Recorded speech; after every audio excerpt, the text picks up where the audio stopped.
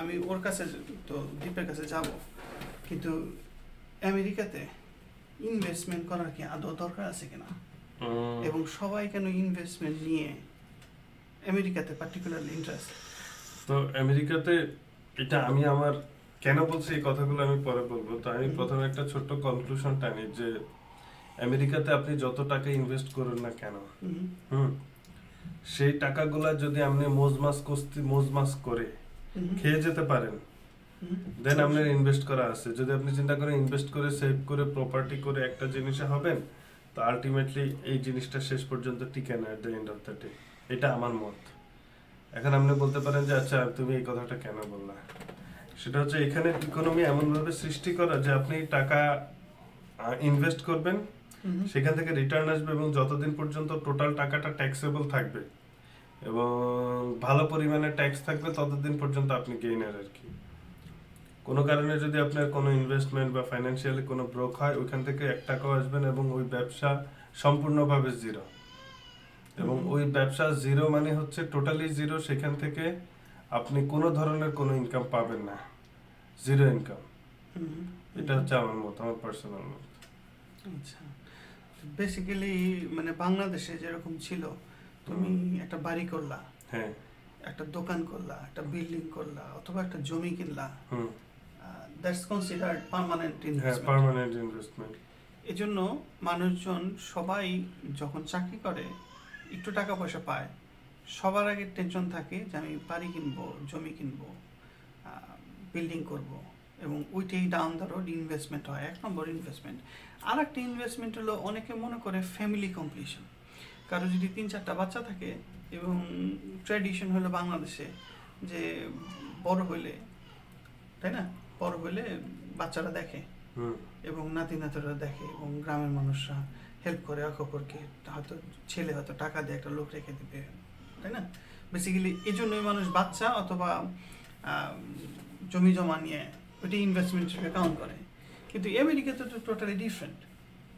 আমেরিকাতে তুমি বাড়ি কিনবা, বাড়ি কেনার পরে প্রপার্টি ট্যাক্স যা আসবে সেটা তো তোমার মাসে মাসে দিতে, তোমার রানিং মাসে ইনকাম না থাকলে তুমি নিজের জমি দিয়ে থাকতে পারবে না। সেটাই সেটাই সেটাই এই জন্য একটা রানিং ইনকাম এখানে কনসেপ্টটা খুব ইম্পর্টেন্ট। সেটাই তুমি প্রপার্টি করতে পারো, কিন্তু তোমার রানিং ক্যাশ ফ্লো বলতে একটা কথা আছে। এবং এখানে যতদিন হচ্ছে আপনার বিজনেস থেকে আপনি যে টাকাটা পাচ্ছেন, এই টাকাটা যতক্ষণ ট্যাক্সেবল থাকবে, আমি ট্যাক্সেবল কথাটা বারবার বলি কেন, সবই এখানে ঘুরে ফিরে যতদিন পর্যন্ত কোন একটা ব্যবসা আপনার ধরেন পড়ে গেল, কিন্তু ওই ব্যবসার ট্যাক্স কিন্তু আপনাকে পে করতে হবে। আপনি যদি ট্যাক্স পে না করতে পারেন, আপনার ব্যবসা কিন্তু দেউলিয়া। এক্স্যাক্টলি। এবং ঘুরে ফিরে তুমি শুধু ব্যবসা না, গাড়ি কিনো, গাড়িতে তো ট্যাক্স দিতে হয়। সেটাই। তারপরে তুমি গাড়ির ট্যাক্সটা আসলে বেসিক্যালি ইনডিরেক্টলি কিভাবে আসে, যে গাড়ির যে রেজিস্ট্রেশন করতেছো বছরে বছরে, ওইটি তো বেসিক্যালি রোডস অ্যান্ড হাইওয়ে টাকাটা দিচ্ছ, ঠিক আছে। এইচ অ্যান্ড এভরি প্রোডাক্ট যাই কিনো ট্যাক্স দিতেছো। কাজেই বাড়ি কিনে প্রপার্টি ট্যাক্স, গাড়ি কিনে ইন্স্যুরেন্স, এই সেই আছে ঘুরে ফিরে। আলটিমেটলি ক্যাশ ফ্লো না থাকলে বুড়া বয়সে অনেক কষ্ট এখানে। হ্যাঁ, এটাই। তবে একটা জিনিসই সবচেয়ে ভালো ultimately at the end of the day, যেমন আপনি বিজনেস করলেও, আপনি ধরেন বিজনেস করলেন, একটা জায়গায় ইনভেস্ট করলেন, কিন্তু আপনি ফিক্স করে রাখলেন আপনার 401, মানে 401 না 407 বলে, 401 কে। তো একটা রিটায়ারমেন্টের একটা এজের পর যে আপনি টাকাটা পাচ্ছেন, এই জিনিসটা যদি আপনি আপনারটা কন্টিনিউ করতে পারেন, আপনি গেইনার। এছাড়া আপনি যত বড় বিজনেস করেন না কেন, কারণ আসলে due to technological change, due to generation change, সকল ব্যবসায় আপস এন্ড ডাউনস আছে। আজকে এই ব্যবসায় অনেক পয়সা দেখা গেছে 10 বছর পরে সে নাই, জিরো। এরকম অনেক ব্যবসায়ী প্রতিষ্ঠান আছে যেগুলোকে এখন খুঁজে পাওয়া যাচ্ছে না। নোকিয়া ফোনই ধরেন। তাহলে আমরা মানে রাফলি এগ্রি করতেছি, ইন আমেরিকা তুমি যদি তোমার ফিউচার নিয়ে চিন্তা করো, তোমাকে একটা রিটায়ারমেন্ট প্ল্যান নিজের করতে হবে, সরকার অথবা ফ্যামিলি থেকে সাপোর্টটা আসবে না। সেটাই। এবং এটাই এখানকার কালচার, যে দেশের যে নিয়ম, তাই না। এখন সরকার তোমাকে সামান্য একটা সোশ্যাল সিকিউরিটি চেক দেয়, সেটা খুব অল্প পরিমাণ, সেটা দিয়ে তোমার হয়তো শুধু গ্রোসারি হবে, সেটা থাকা খাওয়া হবে, আদার অন্য জিনিস হবে না। তাহলে বেসিক্যালি ইফ উই অ্যাগ্রি যে বেসিক্যালি আমেরিকাতে বাই ডিফল্ট আমি যদি প্ল্যান না করি, ডাউন দ্য রোড বিশাল বড় প্রবলেম করতে হবে সেটাই আমেরিকাতে পার্টিকুলারলি। তাহলে অল্টারনেটিভ কি? না, তবে আমি একটা অল্টারনেটিভের আমি আসতেছি, শুধু একটা কথা যোগ করব। একটা মাত্র ভিন্ন বিজনেস আছে, সেটা হচ্ছে আপনার রিয়েল এস্টেট। রিয়েল এস্টেট বলতে আমি যেটা বোঝাচ্ছি যে ধরেন আপনি ছোট একজন ফাইন্যান্সার, আপনি কয়েকটা বিল্ডিং কিনে সেখানে এমন একটা জায়গায় বিল্ডিং গুলো সেট আপ করলেন যার পাশে এমন কোন ইনস্টিটিউশন আছে যে ইনস্টিটিউশন গুলো সহজে অবলুপ্ত হওয়ার সম্ভাবনা নাই, এবং সেক্ষেত্রে এক্সাম্পল যেমন university, it can be some good places. এটা হইতে পারে যে কিছু যেমন কিছু বিচ এরিয়ায় কিছু জায়গা আছে, কিছু বাসা আছে যেখানে বয়স্ক লোকেরা দেখা গেছে at the end of the retirement থাকে। এরকম কিছু স্পেশাল জায়গা আছে যেগুলোতে আপনি ইনভেস্ট করলে অন্তত আপনি ভাড়াটা পেয়ে যাবেন। Exactly, that is a form still as investment, as investment, মানে বাই ডিফল্ট তুমি নিজের জন্য একটা বাড়ি কিনবা, ওই বাড়ি ভাড়া দিয়ে তুমি থাকবা, ওই জিনিস এখানে নাই। ওই জিনিস পসিবল নিউ ইয়র্কে, স্টিল পসিবল। তুমি যদি 4টা অ্যাপার্টমেন্ট থাকে, তুমি নিজে একটাতে থাকলা আর বাকি 3টা টাকা দিয়ে ট্যাক্স দিলা 4টা, আর সাথে থাকা টাকা মানে 1টা টাকা দিয়ে 4টা প্রপার্টি ট্যাক্স দিলা। আচ্ছা, আর তাহলে বাকিগুলা, তাহলে এটা পসিবল, কিন্তু স্টিল ইজ ইনভেস্টমেন্ট, তাই না? হ্যাঁ, কিন্তু ইনভেস্টমেন্ট ছাড়া এখানে সার্ভাইভ করা সম্ভব না অ্যাজ এ রিটায়ারমেন্ট, মানে 60 পরে যখন তুমি চাকরিটা করবা। তাহলে বটম লাইন হলো, we are in agreement in contrast two Bangladesh. In America, in order to survive after 65 you have to have some form of investment, either business যেটা বড় real estate, that's still an investment. কেউ যদি job করে সেক্ষেত্রে তো তার 401 এর কিছু টাকা থাকলো, তার জব থেকে কাটলো। এক্স্যাক্টলি, এখন 401 এর টাকাটা কোথায় যায় এটা সম্পর্কে আমার ধারণা নেই। সেটাও ইনভেস্টমেন্ট।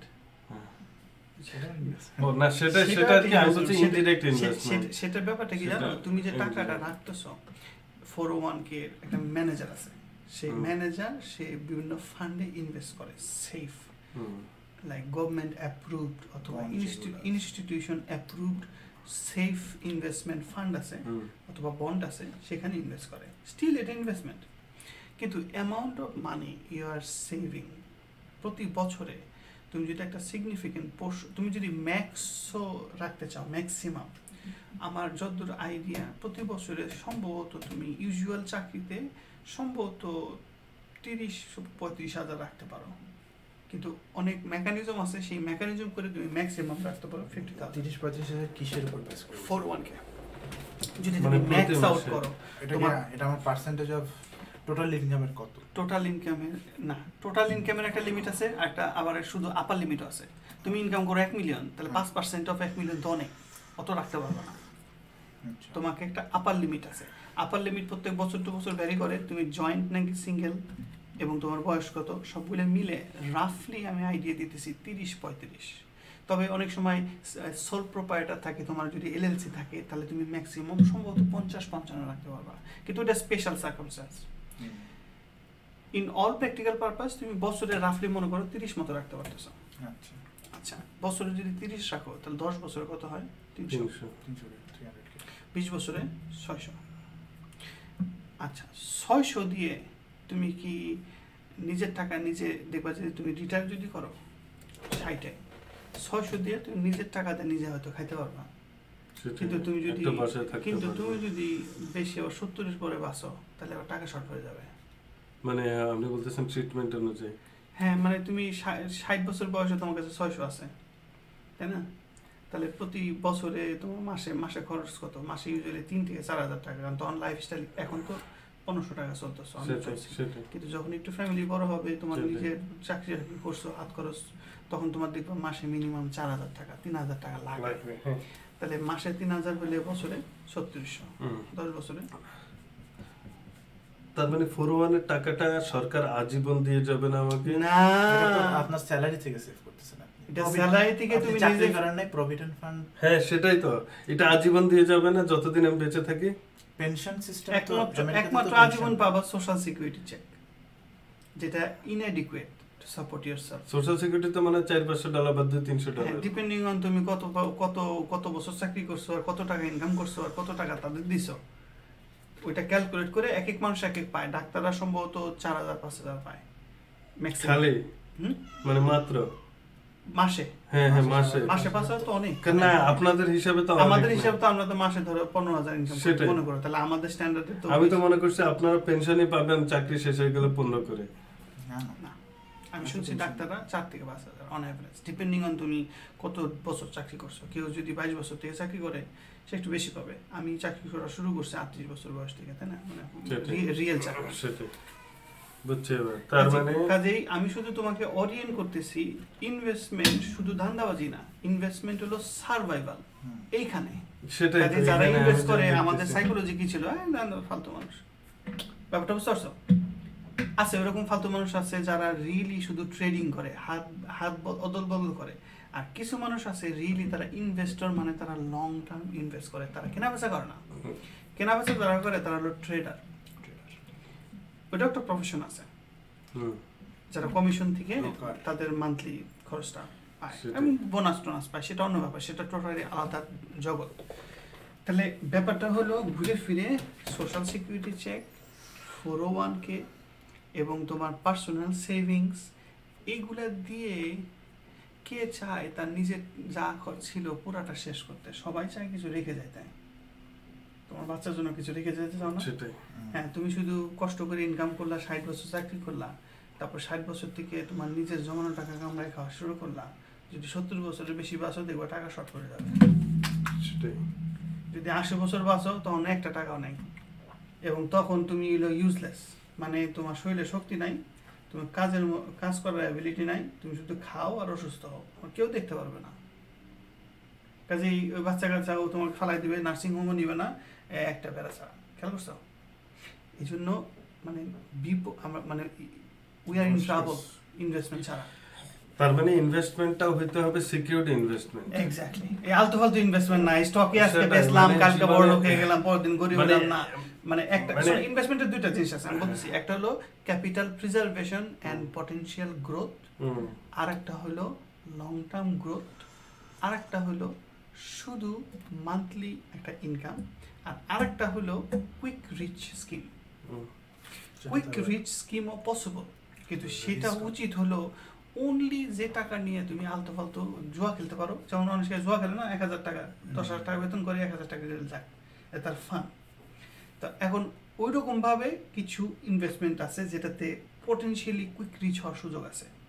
যেমন লটারি এখানে খেলে অনেক গরিব হ্যাঁ, লোকেরা। না লটারি নাই, ইভেন ইনভেস্টমেন্টও মনে করো গুগলে যারা 10 বছর আগে ইনভেস্ট করছে 100k, সে এখন 1 মিলিয়ন তার কাছে, জাস্ট 10 বছর আগে ইনভেস্ট করতে হবে। ঠিক একই রকম এখনো হয়তো মার্কেটে কিছু গুগল টাইপ জিনিস আছে যেটা ভালো করে খেয়াল করলে বোঝা যাবে যেটার পটেনশিয়াল আছে। তুমি একটু রিস্ক নিয়ে ইনভেস্ট করো, 10 বছর পরে তুমি millionaire, you can quit.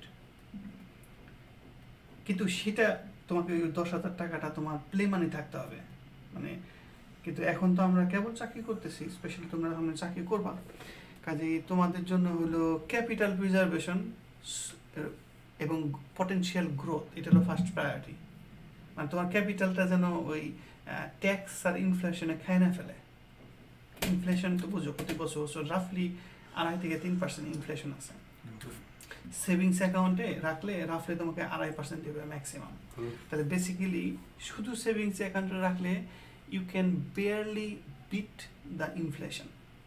You are not gaining anything. You are just barely beating the inflation. আর তোমার যদি রিয়েলি গ্রোথ করতে হয় তাহলে ইনভেস্টমেন্ট করতে হবে।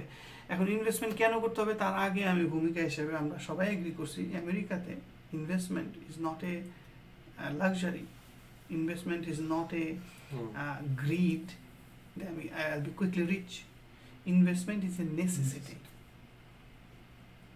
ঠিক আছে, আমরা দুজন কি তোমাকে কনভিন্স করতে পারছি? না, সেটা আপনি আমাকে কনভিন্স করতে পারছেন। এটা আমি এটা বিশ্বাস না, করি আমি যে নিজেও ইনভেস্টমেন্ট হেট করতাম, কিন্তু আমি যদিও- চিন্তা করছি বেসিক্যালি আমেরিকাতে মানুষ সবাই ইনভেস্ট করে কেন? না, সেটাই। Basically there is no other way. সেটা ইনভেস্টমেন্টের ডেফিনিশন অনুযায়ী ঠিক আছে, যে একটা ট্রেডিং আর একটা ইনভেস্টমেন্ট দুটো আলাদা।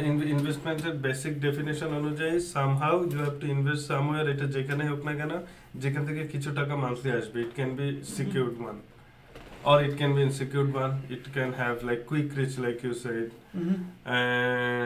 potential growth, আর কিছু বললেন না কুইক রিচের সময় এক্সট্রা মানি যেগুলো ইনভেস্ট করলে বাড়তেও পারে কমতেও পারবে এবং এটা থেকে অতভাবে আশা করা যাবে না, but it's a risk.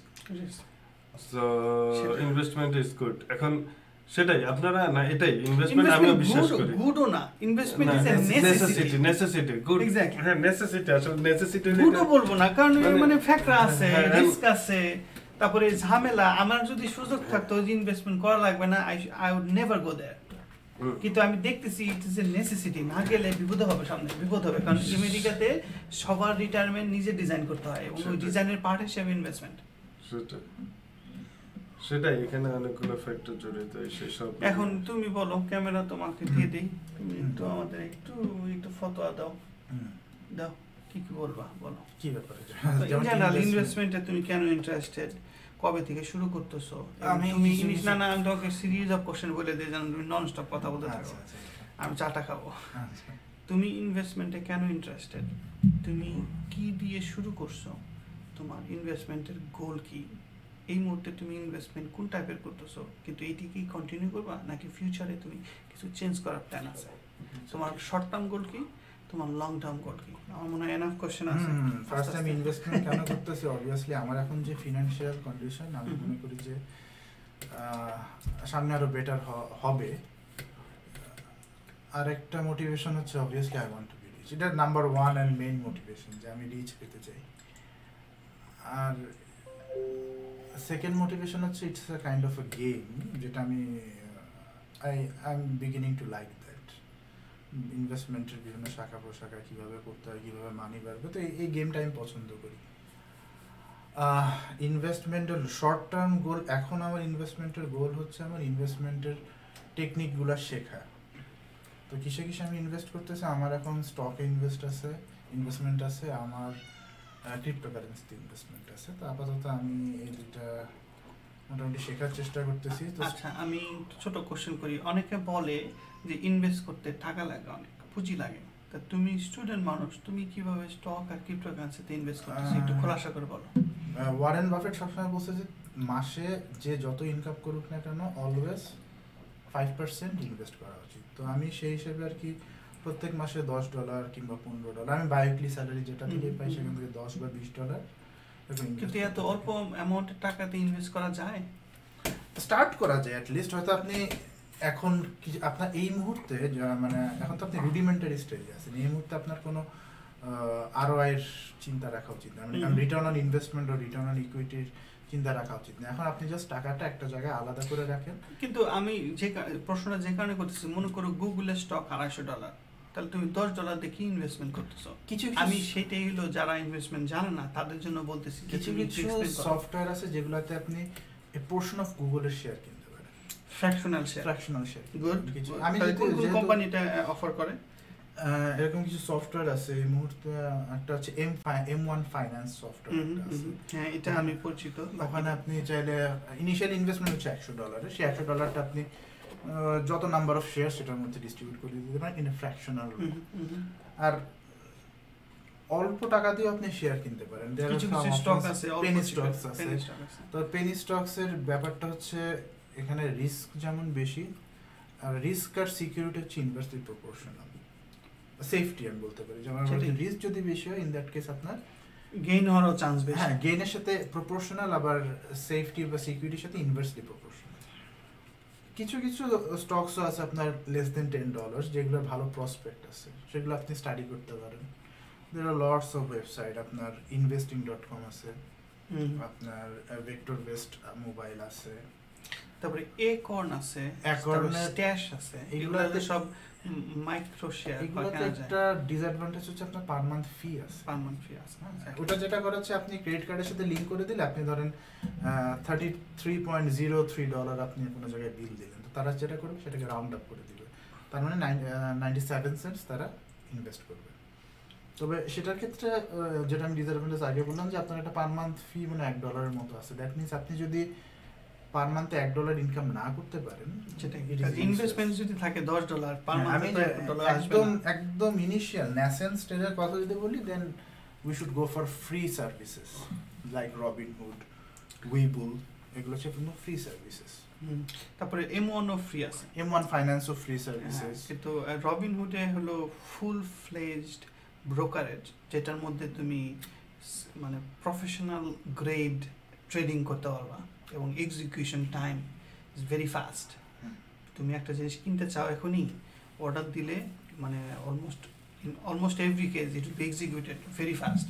But M1 finance এবং আদার যেগুলো তোমাকে অল্প প্রাইসে ফ্রি সার্ভিস দিতেছে, তাদের হলো ট্রেডিং হয় দিনে একবার অথবা দুইবার, দুইটা উইন্ডো থাকে, দুপুরে একটার সময় একটা, বিকাল 4টার সময় একটা, সম্ভবত মানে ট্রেডিং উইন্ডো থাকে। শুধু ওই তুমি অর্ডার দিবা, এক্সিকিউশন তখন হবে না, এক্সিকিউশন হবে একটা সময় ওদের উইন্ডোর সময়, এবং ওই উইন্ডোর সময় দাম কমবে না, আর্টিফিশিয়ালি বাড়বে, কমতে এটা পারে, তো- বাড়তে পারে, এই জন্য you are not in control.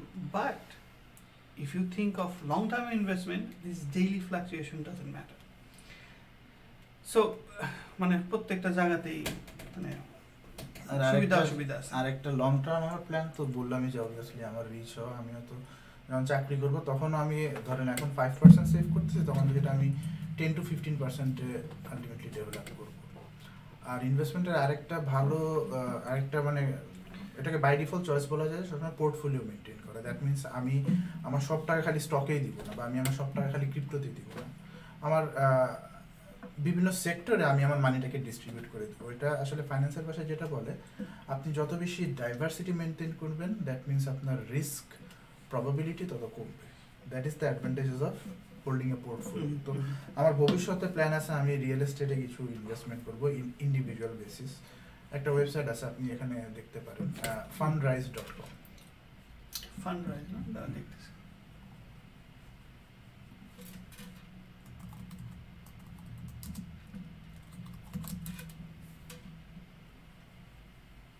এটাই, যেটা উপরে যেটা আছে রিয়েল এস্টেট ফান্ডরাইজ। এখানে হচ্ছে আপনি এটা more of a long term investment, ল্যান্ডে আপনি ইনভেস্ট করতে পারবেন, এবং আপনি ইয়েল্ড রেটটা দেখেন ওয়েল অ্যাবাভ দ্য মার্কেট, 8.7 থেকে 12.4%। আপনি যদি ভালো ইনভেস্টমেন্ট করতে পারেন, যেখানে আমার ব্যাংকের বা আপনি যদি বন্ডেরও ইয়েল্ডের কথা চিন্তা করেন, ম্যাক্সিমাম 3 to 4%। স্টক মার্কেটের তো ভ্যারি করে depending on your decision, but এখানে ল্যান্ড তবে মানে ল্যান্ডে অবশ্যই আলটিমেটলি নামই তো রিয়েল এস্টেট। রিয়েল মানে একমাত্র ল্যান্ডই হলো রিয়েল ইনভেস্টমেন্ট, তাই না? Real estate. আর মানে একটা পোর্শন 10 to 20% রাখে, মানে যারা মানে প্রফেশনালি আছে না, প্রফেশনাল ফান্ড ম্যানেজার আছে না, হেজ ফান্ড ম্যানেজার, তারা তো সব জায়গাতে ইনভেস্ট করে। Real estate and currency they are considered as hedge. মানে কোনো কারণে ইকোনমি যখন ক্র্যাশ হয় তখন ল্যান্ডের দাম বাড়ে, অথবা মানুষ ল্যান্ডের দিকে অ্যাট্রাক্টেড হয়, কারণ ultimately at the end of the day those are the real estate. এই জন্য তারা 10 to 20% অ্যালোকেশন রাখে আউট অফ অল পোর্টফোলিও। মনে করো 60% স্টক, 10% বন্ড, 10% ইন্টারন্যাশনাল, আর 20% এইসব অল্টারনেটিভের মধ্যে রিয়েল এস্টেট, একটা হলো কারেন্সি হেজ। কারেন্সি হেজের মধ্যে গোল্ড আছে।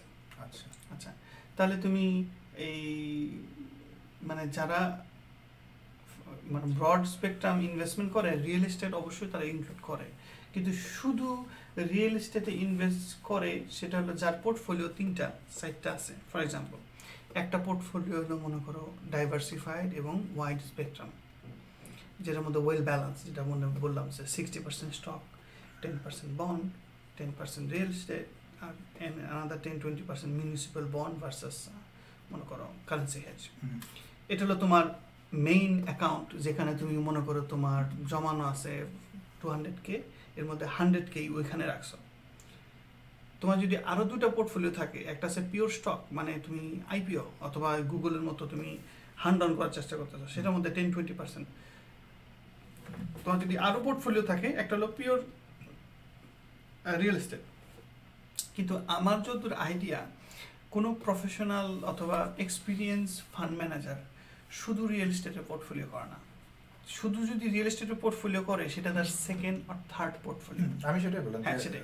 মানে তোমার মেইন ইনভেস্টমেন্ট করার পরে তুমি অ্যাডিশনাল একটা সিগনিফিকেন্ট পোর্শন রিয়েল এস্টেট রাখতে পারো অ্যাজ এ ব্যাকআপ, কারণ এটা গ্রোথ ভালো, প্লাস ওদিকে ফল করলে এটা পিক আপ করবে। মানে এটা আমি জেনারেল অ্যাডভাইস দিলাম, আমি নিজেও কিন্তু অত এক্সপিরিয়েন্স না, আমি জাস্ট কমন সেন্স থেকে বলছি। স্টকে আছি, ক্রিপ্টোতে হয়তো রিয়েল এস্টেটে যাব। আর আরেকটা জিনিস হচ্ছে শুরুর দিকে আর কি পড়াশোনা বেশি বেশি করলে এটা ভালো। লিস্ট 1 থেকে 2 বছর আর কি স্টকসের স্ক্রিনিংটা জানা ইম্পর্টেন্ট, কোন স্টকস বা প্রসপেক্টগুলো জানা ইম্পর্টেন্ট, অ্যাটলিস্ট ফান্ডামেন্টাল অ্যানালাইসিসগুলো বোঝা উচিত। তুমি আমাদের একটু এন্টারটেইন করো। এন্টারটেইন হলো, মনে করো তুমি একটা স্টক স্টাডি করতে চাচ্ছ এবং তুমি interested, actually probably you will invest in it. তুমি কি কি জিনিস দেখো ওই স্টকটা অথবা ফার্স্ট আমি এখন স্টকের প্রাইস দেখি, দেন আমি দেখি গত 1 বছর, ম্যাক্সিমাম 5 বছর দেখি, ডেইলি থেকে শুরু করে 5 বছরের টাইম ফ্রেম। সাপোজ স্টকটা রিলেটিভলি নিউ, এটা 1 বছর অথবা 6 মাস যাবত আসছে, তখন তুমি প্রাইস ট্রেন্ডটা দেখতে পাচ্ছ না, তাই না? এবং অধিকাংশ ক্ষেত্রে more profitable stock you have to jump in early, তাই না? এই জন্য আচ্ছা ঠিক আছে, যদি প্রাইস ট্রেন্ড থাকে that's a very good guide, 5 বছর পর্যন্ত স্টেডিলি বাড়তেছে এবং মার্কেট ওঠানামা করছে কিন্তু এই স্টক প্রাইস করছে, মানে এটা খুবই গুড সাইন। আচ্ছা আর কি কি দেখবা? ফান্ডামেন্টাল অ্যানালাইসিস দেখি, ধরেন গত 3 থেকে 4 কোয়ার্টারের আমি ফাইন্যান্সিয়াল স্টেটমেন্ট দেখি, তাদের ইপিএস কিরকম, তাদের এক্সপেক্টেড ইপিএস এর সাথে অ্যাকচুয়াল ইপিএসটা ম্যাচ করতেছে নাকি। ইপিএস মানে হচ্ছে, হাসান ভাই সুবিধার জন্য বলি, এটা হচ্ছে আর্নিংস পার শেয়ার, অর্থাৎ আপনার কোম্পানির নেট ইনকাম কতটুকু হয়েছে ডিভাইডেড বাই আপনার টোটাল আউটস্ট্যান্ডিং শেয়ার এখন মার্কেটে কতগুলো আছে। এটা হচ্ছে একটা গুড ইন্ডিকেটর যে আমার স্টকটা কীরকম পারফর্ম করতেছে। প্রত্যেকটা কোয়ার্টার যখন একটা রিপোর্ট দেয়, প্রত্যেকটা স্টকের একটা মানে ফিনান্সিয়াল অ্যানালিস্টরা একটা ক্যালকুলেট করেছে এই স্টকের আসলে আমার এক্সপেক্টেড ইপিএস কত হওয়া উচিত। এখন আমরা তো ইউজুয়ালি অ্যানালিস্টরা তো জানে না যে আমার এই কোম্পানির অ্যাকচুয়াল রেভিনিউ কত। রেভিনিউ তখনই আমরা বুঝতে পারি যখন তারা একটা কোয়ার্টারলি রিপোর্ট দেয়, তারপর তো তারা এরকম একটা কি বলে গেস করে যে এই স্টকের আমার এক্সপেক্টেড ইপিএস কত হইতে পারে, based on that actual EPS এর সাথে তারা ম্যাচ করে, এবং এটার কারণে দেখা যায় যে অনেক সময় অনেক প্রাইস ভ্যারি করে। ফর এক্সাম্পল, ফরিদ ভাই এখন ঢুকতে পারবেন? হ্যাঁ, যেমন আপনার রবিনহুডে, আচ্ছা আপনি investing.com এ ঢুকেন, একটা নেটফ্লিক্স শেয়ারটা সার্চে দিয়ে নেটফ্লিক্স দেন, উপরের সার্চে নেটফ্লিক্স। নেটফ্লিক্স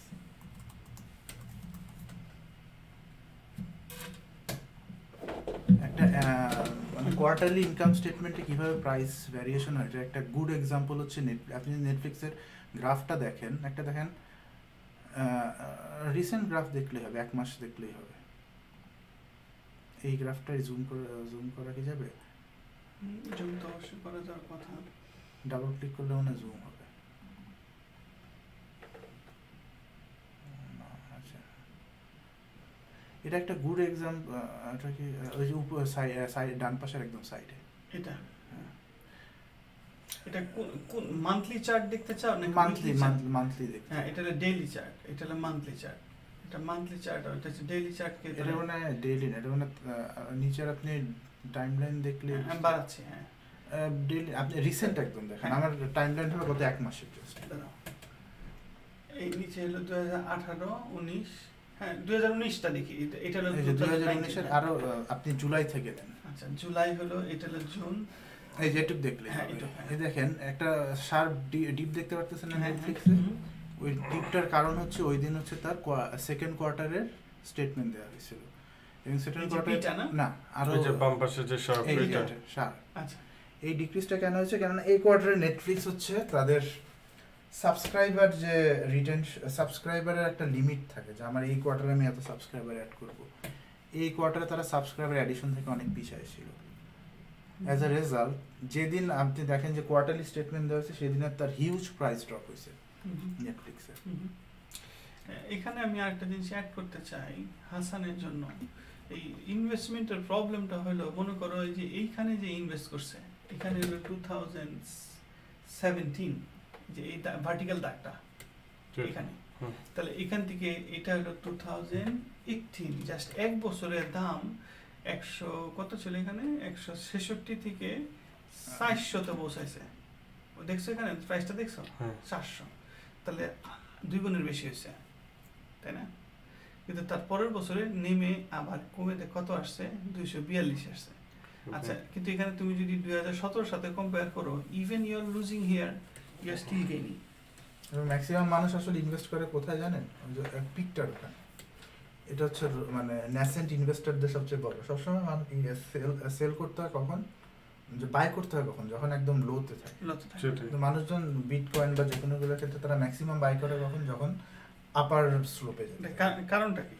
কারণ হলো ওই সময় টিভি রেডিওতে মিডিয়া কভারেজ বেশি ভাবে থাকে। বলে যেটা প্রাইস রাইজ করতেছে, এটার প্রাইস অনেক ভালো, তার মানে অনেক মানুষ কিনতেছে, আরো মানুষ কিনে ওটা মানুষ ইন্টারেস্টেড ডিসইন্টারেস্টেড হয়ে যায় বেশি, মানে বেসিক্যালি যখন যারা মানে জানু ইনভেস্টর আছে তখন আলটিমেটলি এখানে আমার একটা সে আছে, সেটা হচ্ছে এই যে শেয়ারের বিজনেসটা, তো এটাকে কি এভাবে বলা যায় যে ধরা যাক এই বর্তমানে কিছু কিছু কোম্পানি আছে যে কোম্পানিগুলো শেয়ার মোটামুটি সারা পৃথিবীতে খুব বড় একটা অংশ দখল করে আছে।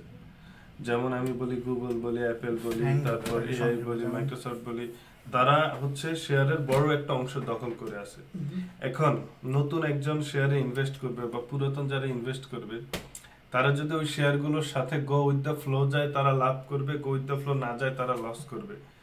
এখন আমার কথা হচ্ছে কিছু লোক যদি লস না করে তাইলে কি লাভটা আসবে? এটা হচ্ছে আমার একটা কোশ্চেন। কিছু লোক ধরা যাক আমি 100 টাকা শেয়ার করে 500 টাকা লাভ করলাম, তো আমার এই যে এক্সট্রা 400 টাকা এটা আসলো কোত্থেকে? আচ্ছা, গুড পয়েন্ট। এটা আমার একটা কোশ্চেন ছিল। এটা কি সিম্পলি কেনা বেচা থেকার কারণে নাকি আরো কারণ আছে? শেয়ারের প্রাইস রাইজ করে কয়েকটা কারণে। এক নম্বর হলো কোম্পানি একই আছে, কোনো চেঞ্জ হয় না, কিন্তু অনেকগুলা মানুষ একসাথে কিনতে আসতেছে।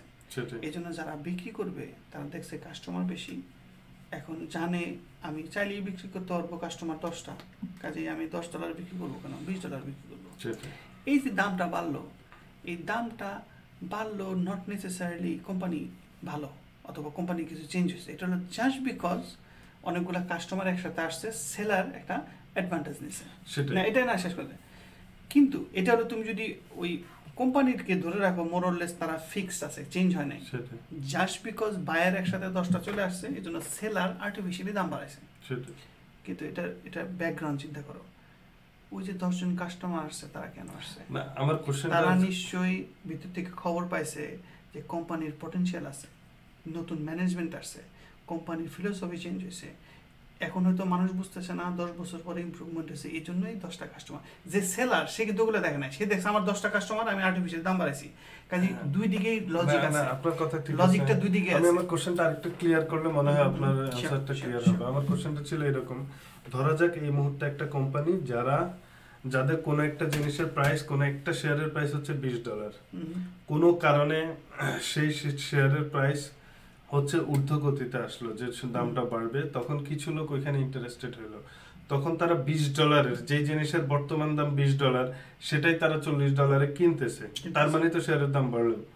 তার মানে হচ্ছে আমি কি বলতে পারবো যে এক নাম্বার আমার প্রথম কোশ্চেন হচ্ছে ইনডিরেক্টলি আমার $20 জিনিস আমি $40 কিনতেছি, আলটিমেটলি আমার কেনার সময় আমি এটাকে $20 বেশি দিয়ে কিনতেছি, আলটিমেটলি আমি $20 আমি আগে থেকেই বেশি ধরছি, এটা হচ্ছে একটা রিস্ক। এটা হচ্ছে আমার 1 নম্বর কোশ্চেন। 2 নম্বর কোশ্চেন, নরমালি কিছু কিছু নতুন লোক ইনভলভ হয় শেয়ার বিজনেসে, কিন্তু তার মানে এই না যে পুরাতন লোকরা বিজনেসটা ছেড়ে দিচ্ছে বা এরকম কোনো কিছু হচ্ছে না। তো শেয়ারে বর্তমানে যে লোকগুলো আছে তারা যে এখন ওই যে $20 জিনিস $40 যে ইনভেস্ট করছে, তারা তো অন্যান্য শেয়ার ছেড়ে আসতেছে, অনেকে অন্যান্য শেয়ার বিক্রি করে এই শেয়ারটা নিচ্ছে। তখন কি আমি বলতে পারি তারা যে শেয়ারগুলো বিক্রি করে আসতেছে ওই শেয়ারগুলো লস খাচ্ছে ইনডিরেক্টলি এই শেয়ারের দাম বাড়ার কারণে? অবশ্যই, কারণ যখনই মনে করো 3টা একসাথে cellphone company, Apple, Samsung and মনে করো মাইক্রোসফট, মনে করো 3টা, এর মধ্যে সবাই হঠাৎ করে যদি স্যামসাং বেশি পপুলার হয়, মানুষ অ্যাপলের স্টক বিক্রি করে স্যামসাং এ কিনবে, কারণ স্যামসাং এর প্রসপেক্ট ভালো। সেটাই অবশ্যই অন্য কোম্পানির উপর স্ট্রেস পড়ে, তো একটা পার্টিকুলারলি পপুলার হলে অন্য কোম্পানির উপর স্ট্রেস পড়ে, তো এই জন্যই তো মানুষজন খুব careful about their business statement and annual earning, কারণ সাইকোলজি চেঞ্জ হয়ে গেলে দুম করে সব মানুষ বিক্রি করে যদি অন্য জিনিস কিনে, বেসিক্যালি মানুষের ট্রাস্ট কমে গেলে কোম্পানি খুব ভয় পায়। তার মানে কি আমি ফাইনালি একটা কথা বলতে পারি, আমি আসলে ইনভেস্টমেন্টের রেসপেক্টে কথাটা পরে বলবো, আমি সোশ্যাল রেসপেক্টে একটা দিতে পারি যে আলটিমেটলি শেয়ার বিজনেস বা ইনভেস্টমেন্ট বিজনেসটাই হচ্ছে এরকম যে একটা বিজনেসে যদি হচ্ছে 1 মিলিয়ন লোক ইনভেস্ট করে, তার মধ্যে আমি বলতে পারি 10 to 20,000 লোক ওই ইনভেস্টমেন্ট থেকে ভালো একটা আর্নিং করে। আর 1 মিলিয়ন যে লোকগুলো ইনভেস্ট করলো তার মধ্যে দেখা গেছে প্রায় 0.5 বা 0.6 মিলিয়ন এমনি ইনভেস্ট করে to take the risk, and they will take the risk and they are never gonna do that. এবং ওইখান থেকে যে টাকাটা আসতেছে সেই প্রফিটটাই আসলে এইখান থেকে ওই 10-20 হাজার যারা লেগে থাকতেছে এটার পিছনে তারা পাচ্ছে, বা খুব কনসিডারেট করে শেয়ার কিনতেছে এবং তারা অনেক লম্বা সময় হোল্ড করে রাখতেছে। আলটিমেটলি বিশাল এক গোষ্ঠীর 10 টাকা হইলেও তাদের টোটাল টাকাটা এখানে যে ধরে রাখছে সে তো একটা সময় পাচ্ছে আর কি, অনেক সময় লাগে। এটা গেছে সোশ্যাল। আর বিজনেসে বলবো আসলে শেয়ার বিজনেস কেউ যদি বুঝে শুনে করে, সবাই বুঝে শুনে করলে তার বিজনেস থাকবে না, একেবারে ট্রুথ। যে কোনো বিজনেসের কথা হচ্ছে যে সবাই একত্রে বুঝে শুনে করলে কিনবেটাকে। সো আলটিমেটলি কিছু লোক আছে যারা সবসময় বুঝে শুনে শেয়ার কিনবে, বেচবে এবং একসময় তারা এর থেকে লাভবান হবে।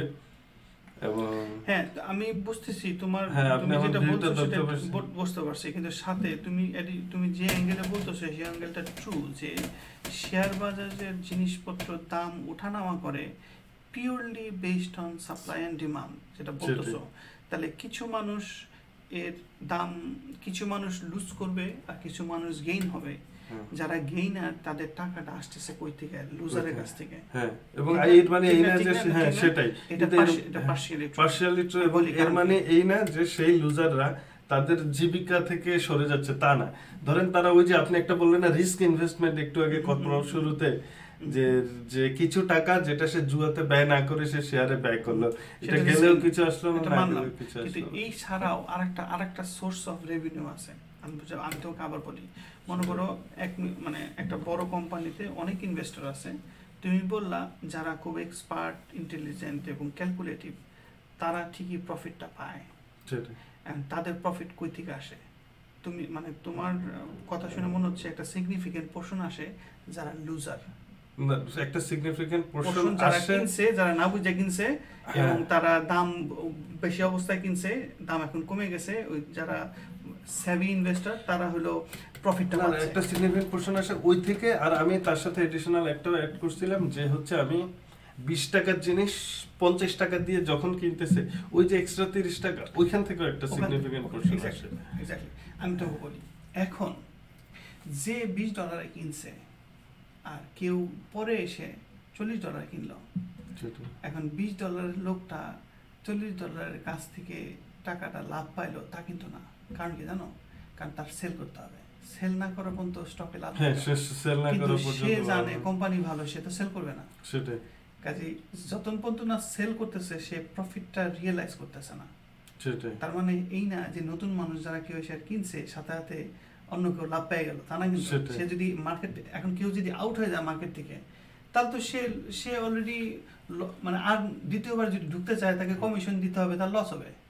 তো আমি মার্কেট থেকে আমি সেল করে বাইরে গেলাম, আমি যদি আবার কিনতে চাই আমাকে কমিশন দিতে হবে, তাহলে লস হলো না, বরঞ্চ থেকে গেলে লাভটা বেশি। আচ্ছা, আমার পয়েন্ট সেটা ছিল না। আমি আবার বলি, সেটা হলো যারা গেইনার তাদের গেইনের সোর্সটা কি? কথাবার্তা শুনে মনে হচ্ছে একটা সিগনিফিকেন্ট সোর্স হলো যারা লুজার ইনভেস্টার, তাদের কাছ থেকে গেইনাররা গেইনটা পাচ্ছে। এটা পার্শিয়ালি ট্রু, কারণ আরেকটা সোর্স আছে গেইনের। সেটা হলো তুমি যে কোম্পানিতে ইনভেস্ট করতেছো সেই কোম্পানিতে কিছু গ্রাসরুট লেভেলের মানুষ হার্ড ওয়ার্ক করতেছে, তারা কোম্পানিটা বিল্ড আপ করে তাদের বিজনেসটা বড় করতেছে। তারা একটা নতুন জমি কিনছে, এই জন্য স্টকের দামটা বাড়ছে, এই জন্য নতুন ইনভেস্টর এসে দামটা আরো আর্টিফিশিয়ালি বাড়াইছে, কিন্তু স্টিল তাদের অথেন্টিক দামটাও বাড়ছে। তারপরে মনে করো ড্রপ বক্স এখন বড় হচ্ছে, তাহলে আছে না, বুঝতে পারছো? এই জন্য ইন্ট্রিনজিক্যালি বিজনেসটাই গ্রো করছে, এই জন্য স্টকের দাম বাড়ছে। এটা একটা। আর একটা হলো কিছু লুজার আছে, কিন্তু সেটার কন্ট্রিবিউশন আসলে কারা পায় জানো? যারা ট্রেডিং করে, যারা ইনভেস্টার তারা পায় না। যারা হাত বেচাবেচি করে তারা হলো অনেক মানুষ এসে কিনলে লাভ তাদের, কিন্তু যারা লং টার্ম ইনভেস্টর তারা ওইসব টটকা বাটকা মানুষের কাছ থেকে প্রফিটটা পায় না, কারণ তারা তো সেল করে না। কারণ সেল করলে তো লস, তাকে আবার কিনতে হবে, কমিশন দিতে হবে। এবার বুঝতে পারছো? তুমি যেটা বললে সেটা ট্রু, কিন্তু সেটা ছাড়াও আরো সোর্স আছে দাম বাড়ার। আর হ্যাঁ সেটা এটা এবার ক্লিয়ার। আরেকটা ছোট্ট কোশ্চেন আছে, সেটা হচ্ছে ধরেন আমার একটা কোম্পানি আছে, আমি চিন্তা করলাম যে আমি পাবলিককে অফার করবো 1 million share, no matter what, আমি তো 1 মিলিয়ন শেয়ারই কেনা বেচা করতে পারবো। আমি হঠাৎ করে তো আমি কালকে বলতে পারবো না যে ওকে মানুষ 1 মিলিয়ন শেয়ার কে ধরা যাক আমি কনজিউমারের কাছে 1 মিলিয়ন শেয়ার বিক্রি করে দিলাম, আমি তো বলতে পারবো না হুট করে যে আমার কাছে আরো 1 মিলিয়ন শেয়ার না। আছে। তখন তুমি কি করতে পারবা, এক্সিস্টিং শেয়ারের দাম বাড়াইতে পারবা, দাম বাড়াইতে পারবো, সেটাই। নাম্বার অফ শেয়ার তোমাকে ওই বোর্ড অফ ডিরেক্টর এবং কোম্পানি থেকে অথরাইজ হয়ে বাড়াইতে হবে যে তোমার বিজনেস গ্রো করছে, এই জন্য তুমি অ্যাডিশনাল 500 শেয়ার অ্যাড করতেছো, এটা তোমার প্রমাণ করতে হবে ওই সেটাই। ফেডারেল ট্রেড কমিশনে অনেক রেগুলেটরি। মানে এটা আমি তো বলতেই পারবো না কালকে যে আমি নতুন ভাবে 1 মিলিয়ন শেয়ার অলরেডি বাজারে এক্সিস্টিং, আমি আরো 1 মিলিয়ন, আমি আরো 1 মিলিয়ন ছাড়বো, এটা তো হবে না। তুমি ম্যাক্সিমাম করতে পারো তোমার ডিমান্ড ভালো থাকলে এক্সিস্টিং শেয়ারের রিমাইন্ডার যেগুলো বিক্রি করো না সেগুলোর দাম বাড়াই দিতে পারো। ওকে ওকে, এটাই আমার ইয়ে আছে। কারণ এটা কন্ট্রাক্ট থাকে যে এটা আমি contract এতগুলো থাকে। শেয়ার করতেছি, তুমি ওই নতুন করে রিনিউ করার আগে তুমি করে আর্টিফিশিয়াল বাড়াতে হবে না। আর্টিফিশিয়াল বাড়াইলে তো হবে না। যাক, মোটামুটি জিনিসটা ক্লিয়ার হলো, অনেক কিছু আমার কাছে সেটাই, মানে এগুলো তো ইন্টারেস্টিং, আমরা তো সেটাই। কখনো আলাপ করি না, আজকে টোটালি সেটাই। ডিফারেন্ট জিনিস নিয়ে আলাপ করলাম। আমার পয়েন্ট হলো যে আমাদের স্পেকট্রাম ন্যারো না, সেটাই আজকে সেটাই শেয়ার নিয়ে আলোচনা করলাম।